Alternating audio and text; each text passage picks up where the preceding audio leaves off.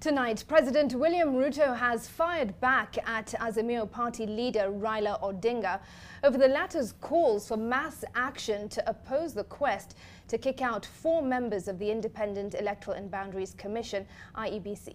Ruto urged the opposition to pursue peaceful means to air their grievances other than demonstrations. This comes a day after Odinga called for countrywide consultative meetings should the National Assembly's Justice and Legal Affairs Committee prescribe the removal of the 4 dissenting IEBC commissioners. Well, the commissioners were themselves a no-show in Parliament, with Vice Chairperson Juliana Cherera opting to send her lawyer, whilst Irene Masit gave the hearing a wide berth.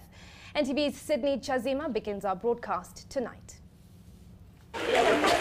The threat was made. We'll have a meeting with the people of Nairobi at Kamkunji grounds to ask them if they accept that these commissioners should go home.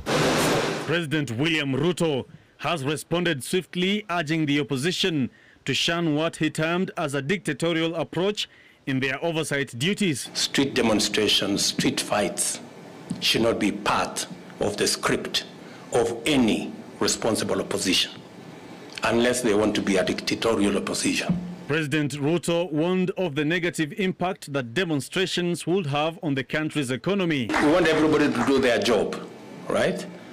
We want to do our job, and we wish well the opposition in doing their job, but they should do it peacefully. I do not think organizing demonstrations and getting Kenyans to do the things they want Kenyans to do is part of holding any government to account. As the president discouraged protests, a section of Raila Odinga's supporters were already outside Parliament buildings protesting against the hearings of the fate of the 4 commissioners. Odinga's supporters vowing to heed to his call for demonstrations on Wednesday in Kamukunji, Nairobi. Meanwhile, Kenya Kwanza lawmakers have continued to put pressure on the 4 commissioners, calling for their ouster. Kama Cherera na wale walifanya makosa kinyume na sheria, sheria ifuatwe. Kama hawakufanya makosa, sheria itaamua. Nataka kumuuliza Raila aajie nafasi bunge ambayo ilibuniwa kwa constitution ya nchi ya Kenya, na yeye alikuwa kipaumbele kuleta hizi constitution. Iwapo hiyo wakipata haki ya kwamba waende nyumbani, hatuna budi waende nyumbani.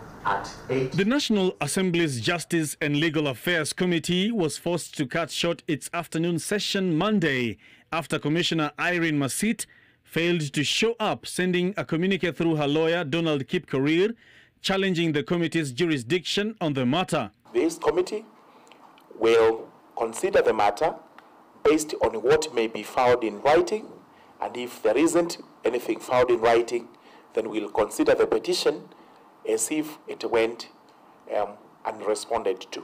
Earlier, Cherera also opted to send her lawyer, Apollo Mboya, whose request for a 10-day adjournment period was rejected. You still have your unfettered right to cross-examine any of the respondents who appear before us and testifies orally.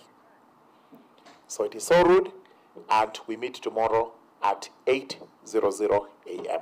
The Justice and Legal Affairs Committee will now consider on what decision to make after the petitions against Irene Masit went unanswered after she failed to turn up before the committee. Sydney Chazima, NTV at Parliament Buildings, Nairobi.